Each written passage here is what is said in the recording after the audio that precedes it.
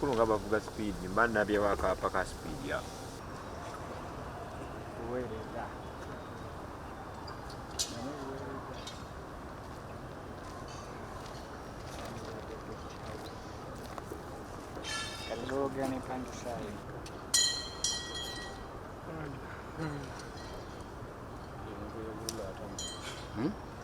Very Reverend Canon Jonathan Kisawuzi Saalongo okubaaniriza mu lutikko wano era n'okwaniriza abakulu bano ab'ebyokwerinda abali awamu naffe nga tuli mu nteekateeka sinziggu ey'okwebaza n'okusaba Katonda olw'amatikkira ga Ssaabasajja aga-31 ng'atudde ku Namulondo. Okusooka byonna ku lw'omulabirizi w'obulabirizi buno ate era ne ku lw'ekkanisa eya Uganda naye ate okusinga ennyo ku lwa Lutikko eneye Namirembe, njagala nnyo okwebaza Omutanda bwe yasiima okwebaza kwe era n'okujjukira amatikkira ag'omulundi ogwa-31 okukwatirwa wano ku Lutikko ey'e Namirembe.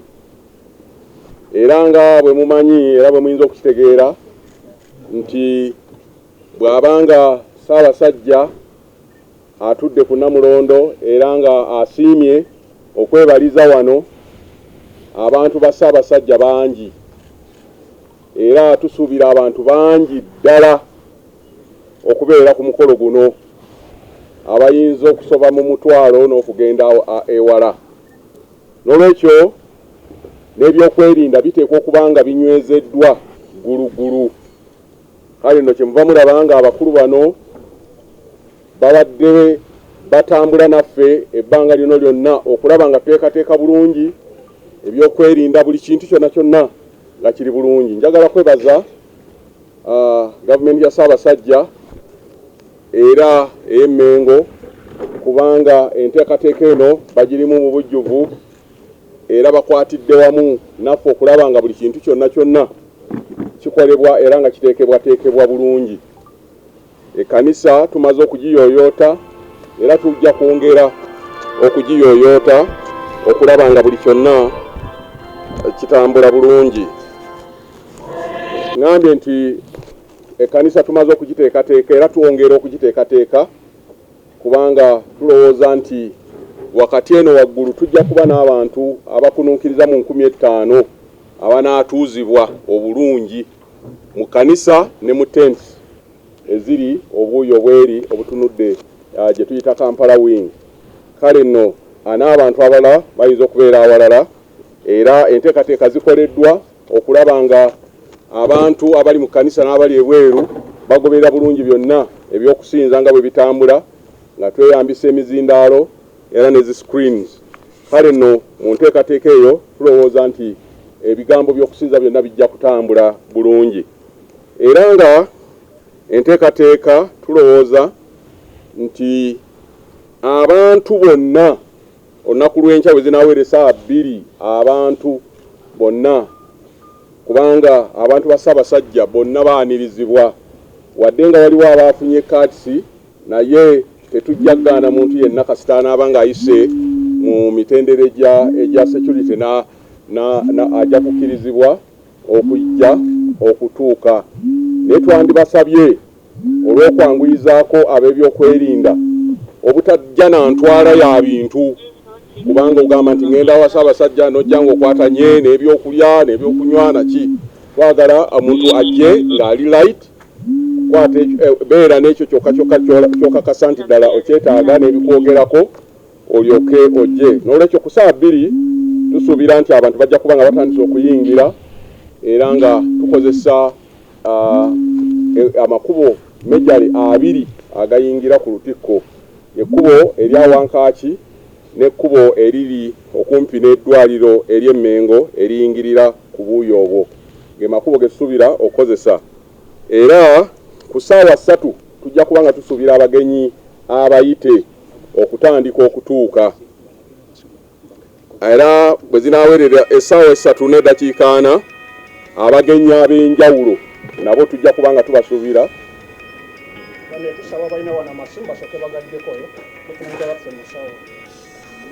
enteekateeka ejja kutambula bweti ku ssaawa 2 tusuubira abantu bonna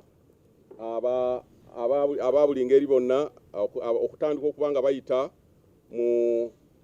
mu security gundi eziteereddwawo okeberebwa mu ennyiriri ku ssaawa 3 be bagenye abayite ate ku ssaawa 3 n'eddakiika 4 abagenyi ab'enjawulo tujja kuba nga tubasuubira okutuuka ku ssaawa 3 n'eddakiika 5 tujja kuba nga tutandika okusimba ennyiriri okulindirira era n'okwaniriza n'okweteekerateekera okwaniriza omugenyi omukulu era bw'anaaba nga atuuse bandi ejja kumukulembera okumutuusa ku mulyango gwa Wankaaki era awe wajja okuba gye tuyita general salute n'oluvannyuma okusinza kutandike nga tuyingira mu kusinza ng'enteekateeka bw'ekoleddwa. Okusinza tukubaliridde tukujja kutwala essaawa 2 ekinaaba ekiwanvu ennyo 2 kitundu era nga byonna ebisuubirwa okubeera mu kusinza n'okwogera kwonna mwe kijja okubeera era bwe kinaaba nga kiwedde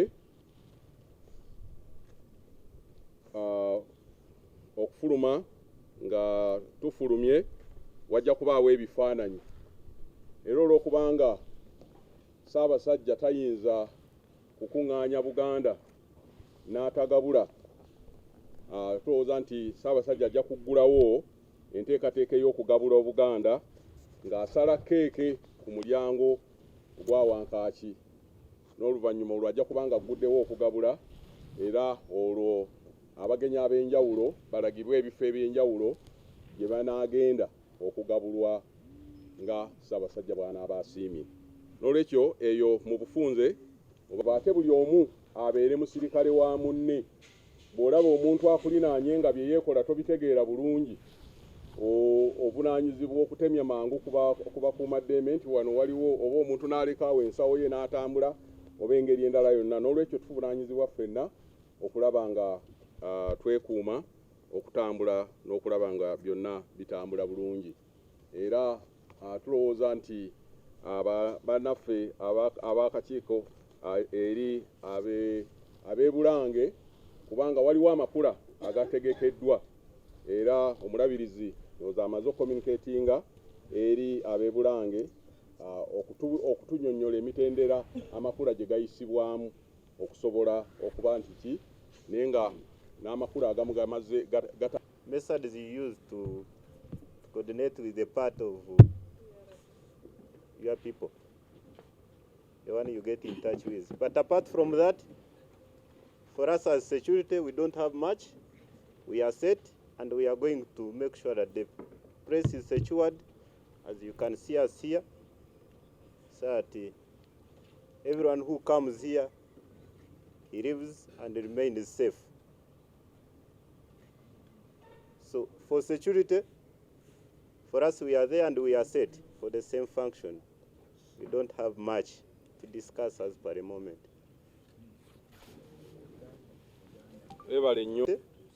Turi ready? Oba turi batefu.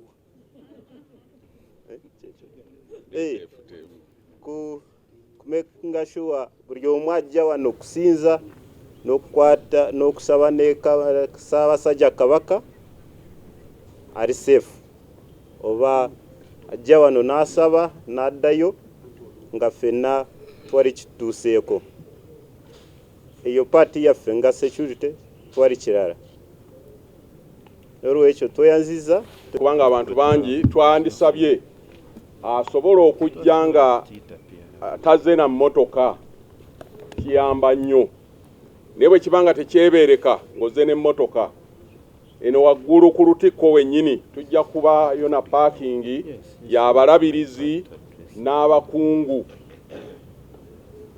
be bajja okujja waggulu naye paakingi enkulu egenda kubeera mu Mengo Primary School nga tonnatuuka awagenda okubeera main checkpoint. Kati awo n'olwekyo tusaba abanaaba bavuze emmotoka babeere nga obuuyo gye bagenda.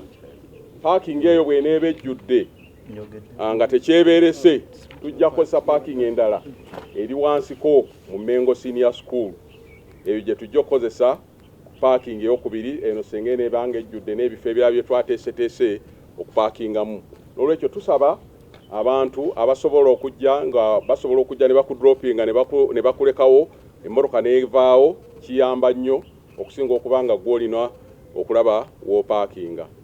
This opportunity to say that at St. Paul's Cathedral, Namirembe, we are well set to receive and celebrate the 31st coronation of our King, Ssaabasajja Kabaka, on the 31st of July. And we want to give thanks to the mighty God and majorly to Ssaabasajja, who so wished that the celebrations be held at St. Paul's Cathedral, Namirembe.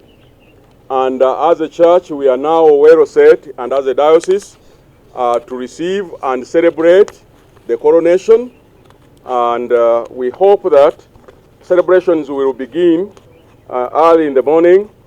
And we expect that all visitors should by 8 a.m. have started to walk in through the security points, checkpoints. Then special invited guests are expected at 9, and at 9:40 the VVIPs will also start to arrive. Then and at 9:50 we expect the procession to begin, and there is when we expect the chief guest, the arrival of the chief guest, and then we shall receive the general salute and the service will commence. We hope that the service will last between 2 to 2.5 hours, and that will include all the service and the speeches and the songs. And thereafter we shall have the recession hymn, and then we shall have the group photographs at the main entrance. And because the Kabaka will always serve his people with luncheon, so we expect him to open up the luncheon with cutting of the cake, and thereafter people will proceed to different destinations for their lunch. What's the estimated number of people to convene here, and who will make it inside the cathedral, rather the cathedral? We expect to have at the cathedral grounds in between 4,000 to 5,000 people, and we have made arrangements. We have tents, the very strong tents that can accommodate between 2,000 and 3,000, and then the 1,500 will be accommodated within the cathedral. What arrangement do you have for those people who will be outside the cathedral? We have made arrangements to have a special, good public address system with screens, so that for those who will be outside the cathedral could be very much in a picture of what is happening inside. Abantu bambale engoye ezibaweesa ekitiibwa. Fenge kanisa tusabye kubanga tulina ebitongole ebyenjawulo. Ebitongole ebyenjawulo mu kanisa birina uniforms zaabyo. N'olwekyo ffe tubasabye abakristaayo buli ba bitongole bajje nga bambadde ng'ekitongole bwe kikola ki bwe kyambala. Waba ba Mothers Union bambale uniform ya Mothers Union, Fathers Union. Abatulaba ku BBS ne ku TV ez'enjawulo, ate nammwe abatuwuliriza ku mikutu gya radio egy'enjawulo era ne ku YouTube, njagala kubalamusa mu linnya lya Mukama waffe Yesu Kristo. Nze Reverend Canon Henry Segawa, omuwandiisi w'obulabirizi bw'e Namirembe, njagala okutwala omukisa guno okuyozaayoza Ssaabasajja Kabaka wa Buganda Ronald Muwenda Mutebi owookubiri olw'amatikkira ag'omulundi 31. Mukama waffe yeebazibwe nga Obuganda era nga Uganda yonna tulina essanyu n'okwebaza Katonda mu kiseera kino. Twebaza mu ngeri y'enjawulo omukono gwa Katonda ogubadde ku Ssaabasajja Kabaka naddala mu kiseera eky'okusoomoozebwa eri obulamu bwe. Omulundi guno nga tusinza era nga twebaza Katonda olw'amatikkira gano ag'omwaka guno ng'obulabirizi bw'ennamirembe, tuli basanyufu okubeera nti ffe tukulembedde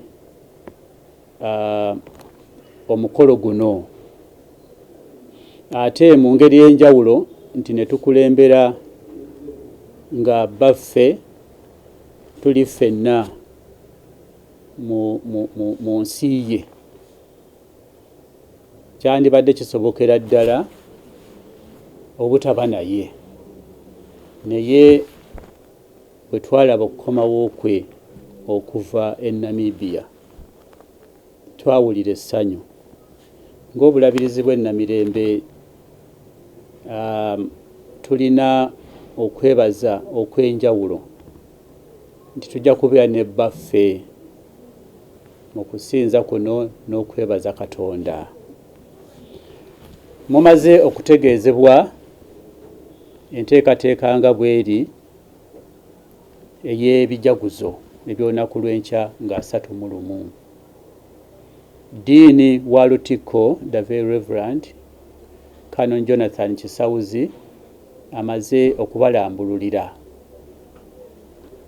era tuli mu nteekateeka okulaba nti omukolo guno gutambula bulungi ddala, era nga tulowooza nti olusozi olunaku lw'enkya lujja kuyuuguuma, era abantu abagenda okwetaba mu kwebaza kuno bajja kubeera bangi ddala. N'olwekyo twongera bwongezi kati ng'omuwandiisi w'obulabirizi nange nnyongera okubakunga, okubakubiriza. Nemmanyi Obuganda tewaliwo nnyo mulimu gwa toyinza kweziribanga okuyita abantu bajje okubeerawo ku Ssaabasajja. Ekyo tumanyi nti kiri mu musaayi, kiri mu ffe, naye ng'abateesiteesi twagala tukakase nti buli nteekateeka yonna tugikoze, n'ey'okubategeeza oba oluusi wayinza okubaawo eyeerabidde olunaku lwankya, ennaku z'omwezi nga 31. Ffenna mumaze okutegeezebwa nti essaawa 2 ku makya ng'abantu batandika okutwala ebifo byabwe, era kujja kugenda mu maaso okusinziira mu mitendera gy'abagenyi abayitiddwa, era okusinza kwennyini kutandike ku ssaawa 4, naye nga okukwata ebifo byaffe kwa ssaawa 2. Kale tubakubiriza, kubanga ate bw'olwa okusimbula oyinza okukosebwamu. Tusaba nti musimbule budde nga bukyali okusobola okutuuka wano ku Lutikko Ennamirembe. Njagala kubaagaliza ebijaguzo ebirungi era byatandise dda. Enteekateeka ez'ebyokwerinda ziri gguluggulu, temubamu na kweraliikirira, era nga bwe tubadde tubategeeza ebbanga lyonna nti newankubadde nga waliwo obukuumi obw'ekika ekyawaggulu, naye bwe mutuuka ate ebyomuwendo byammwe oluusi mwandibadde nga mubireekayo ne mutajja nabyo mu mmotoka, naye ate bw'omala n'ojja nabyo era bukyandibadde kirungi n'obijjamu, naye nga yo enteekateeka y'ebyokwerinda eri ggulugulu. Tubasabira okutambula obulungi, tusaba olunaku lw'enkya Mukama alutuwe era lubeere olunaku lwa olutalinamu kusoomozebwa kwonna na kutaataaganyizibwa kwonna. Okusaba kw'olunaku lw'enkya mu butuufu kujja kubeera nga kuli mu biseera ebigere, era ekyo tukikkiriziganyizaako ne bannaffe okuva e Mengo mu biseera ebigere. Naye mu biseera ebyo ebigere twagadde nnyo ate baffe awulire nti yazze mu kusinza, azze mu kusinza okw'okwebaza n'abantu be bonna nga we bali. Kakati ekimu ku byo be baana baffe emiti emito. Omulabirizi akoze okuyita n'okuteekateeka amasomero. Twandibadde n'amasomero mangi nnyo, naye tulina amasomero agayitiddwa agajja okwetaba mu kusinza muli munda mu obudde obugere bwe tulina, naye abaana baffe kubanga tugezaako n'okwagala okwagazisa abaana abato emiti emito ensonga ekwata ku Bwakabaka. Era tulowooza nti olunaku ng'olwo abaana kikola bulungi ne balwetabamu kubanga waliwo ebigenda okubeera mu bwongo bwabwe nga bakiikidde bannaabwe abatasobole kujja, ebinaasigala mu bwongo bwabwe nti Kabaka bwe yali yeebaza mu Lutikko e Namirembe nga 31. Ffenna twaliko abato, ebintu bingi bye tujjukira mu buto bwaffe ebikoze enjawulo mu kukula kwaffe. Tulowooza nti abaana babeere ku mwanjo. Era Ssaabasajja bwe tunaaba tumaliriza okusinza, ate ffe tujja kusigala kubanga olunaku bafa n'abaamaze okuluggulawo, tujja kusigala ffe mu bijaguzo wano mu bibangirizi byaffe. Tulina ebibangirizi 2 wano ku Bulabirizi bayita Centenary Gardens, ate ne mu kibangirizi ekya Lutikko kye bayita Cathedral Gardens. Ffe tujja kusigala nga tuli mu bijaguzo mpaka obudde okuziba. Era amasomero agayitiddwa gonna n'agataasobole kwetaba muli munda olw'obudde obujja okubanga bugereddwa, bwe munaafuluma abakulu b'amasomero kyemanyi mundaba era abayitiddwa muwerako, bwe tudde ebweru ab'ebitiibwa n'abakungu n'abakulembeze ab'enjawulo, kuba guno omukolo gwa Buganda yonna, gwa Uganda yonna, tebajja kuba ba Church of Uganda bokka. Tujja kudda wano abaana n'abantu ne kwaya ez'enjawulo zisigale nga tukyajaguza amatikira ga Ssaabasajja. Dear viewers and listeners, good morning, and I praise the Lord for this event that we are going to celebrate tomorrow, Wednesday, 31st July. This is going to be a special celebration. Special, I think, in the sense that we are celebrating together in the physical presence of Kabaka waffe, our king. And it is special because the king has been out of the country for some time on treatment. But it gives us great pleasure to have him during the celebration of his 31st coronation anniversary. That's number 1. 2, Namirembe Cathedral is the King's Cathedral. He has his seat. This is the church in which the king has a seat. And when we have been given this opportunity to organize this 31st coronation anniversary, we think it's a great honor. And we are doing everything possible to make this celebration a colorful one. But remember, dear viewers, that the gist of this celebration is Thanksgiving.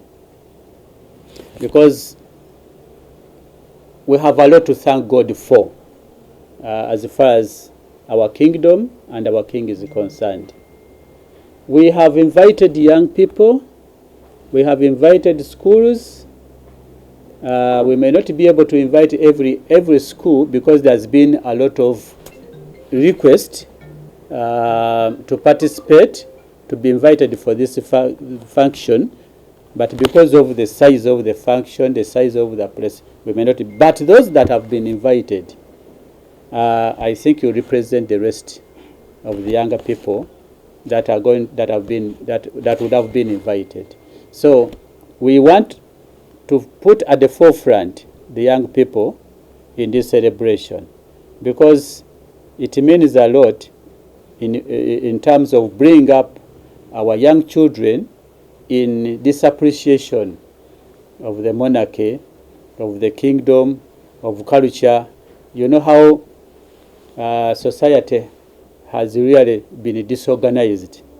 For those of you who are of our age, you know how we grew up, the kind of nurture, the kind of cultural preparation that we received that is getting eroded during this time in our society.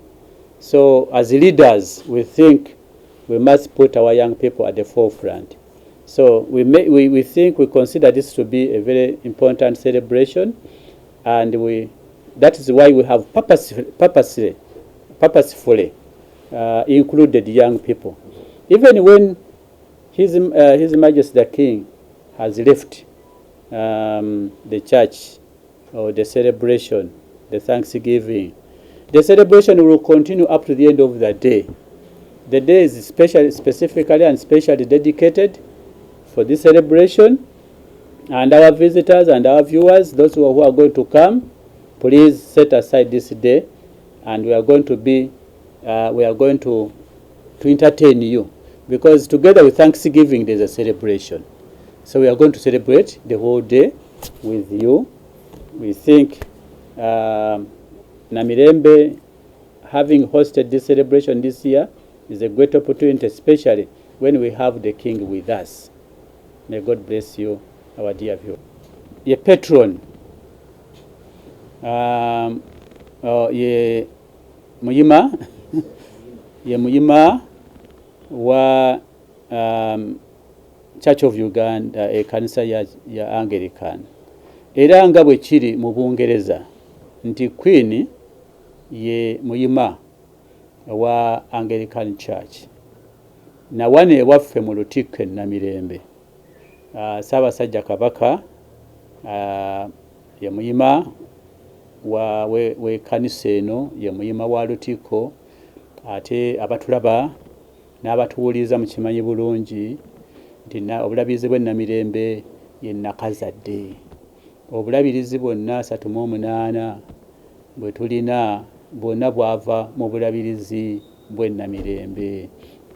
Kati bwe kibanga entandikwa, ate njagala n'okubategeeza nti okubeera omuyima tekyamuteekebwako buteekebwa nga bw'onoogamba nti oli mulabirizi oba olw'ekifo ky'olimu, naye Obuganda busaale nnyo. Obuganda busaale nnyo mu ntandikwa y'ekkanisa, mu kkanisa mu Uganda. Era gakkiriza oba gaana nti ekkanisa obukristaayo we tubwogera wonna, Anglican Church ye ntandikwa, ffe twasooka. Era bwe tugamba obulabirizi bw'e Namirembe, omukono gwa kabaka mweguli n'ejjinja lya Chwa, simewa namawulire mwali kutte eriri ku Gundi eriri ku Lutikko. Kati muyinza okulaba obwakabaka ne Namirembe nti butambulira wamu, n'ekyo tekyamuweebwa buweebwa kubanga kabaka naye ng'obwakabaka Namulondo y'abajjajjaabe gy'atuddeko, bajjajjaabe bakola kinene nnyo mu nteekateeka kaakati gye tulina n'eya Lutikko yennyini mwe tugenda okusinziza. Era kabaka alinamu entebe, kabaka alinamu entebe ye etuulira ddala mulimu ennyini. Is the patron of Church of Uganda, especially Namirembe Diocese. Namirembe Diocese, dear viewers, without doubt, I believe you know that Namirembe is the mother of all dioceses in Church of Uganda. And Namirembe Diocese, being the mother and representing the Church of Uganda in this matter, it was the beginning. The Church of Uganda was the first, or the Anglican Church was the first Christian organization, arrangement, church in the whole of Uganda. And the king had a very strong hand, a big contribution. When we talk about the present king, Ronald Muwenda Mutebi II, his grandparents had a very big contribution in the establishment of even the cathedral that we are talking about, even where we are located. And I think we have a foundation stone that is even on the cathedral. The king himself has a seat within the cathedral, and he's our patron for that matter. It wasn't just bestowed upon him, but he really, the kingdom had a very big contribution in the establishment of the church in Uganda, beginning with St. Paul's Cathedral, Namirembe. In all the stages that the cathedral has gone through, the Kingdom of Uganda has been a very active player in this establishment. Does the Kabaka have a special seat in the cathedral? Yes, I've already said that the king has a seat, and that seat has been there for ages, for a number of years, for many years. Even when during the abolition of the kingdom in Uganda, his seat was securely preserved. Nothing, government actually wanted to come and grab it and take it away, because the government knew that the king has a seat. And there's a lot that happened, and his seat has always been preserved in St. Paul's Cathedral, Namirembe. So he's part and parcel of the development of St. Paul's Cathedral and Namirembe Diocese as a whole. Bannaffe abatuwuliriza, ebyafaayo ebitalina kubuusabuusibwa kwonna. Kimanyiddwa nti obukristaayo mu Uganda bwaleetebwa Ssaabasajja Ssekabaka Muteesa ow'olubereberye, era yavaako Bungereza okuweereza Abaminsani mu kiseera ekyali ekizibu ennyo, ekyalimu ensinza ez'enjawulo. Kabaka era gwe twebaza Katonda olwa Ssekabaka Muteesa ow'olubereberye okutwala okutwala okukkiriza okusoomozebwa n'akola ekyali tekisuubirwa mu kiseera ekyo nti asobola ate okulaba nti enzikiriza mu Uganda eggumira, okusinza Katonda kunywezebwa. Era tulaba nti Namulondo ya Buganda yali nsaale nnyo mu kutandika kw'obukristaayo mu Buganda. Era basinga mukimanyi abatuwuliza n'abatulaba nti ebbaluwa yawandiikibwa Queen wa Bungereza eyaliwo mu kiseera ekyo yawandiikibwa Ssekabaka Muteesa olubereberye. Enzikiriza endala zaali weeziri zesaagala kugira ku zisandyagadde kugira, naye enzikiriza zaaliwo. Naye bwe yawulira nti waliwo enzikiriza egenda okuleeta ekitangaala, Ssekabaka Muteesa olubereberye n'agamba kino kye njagaliza abantu bange.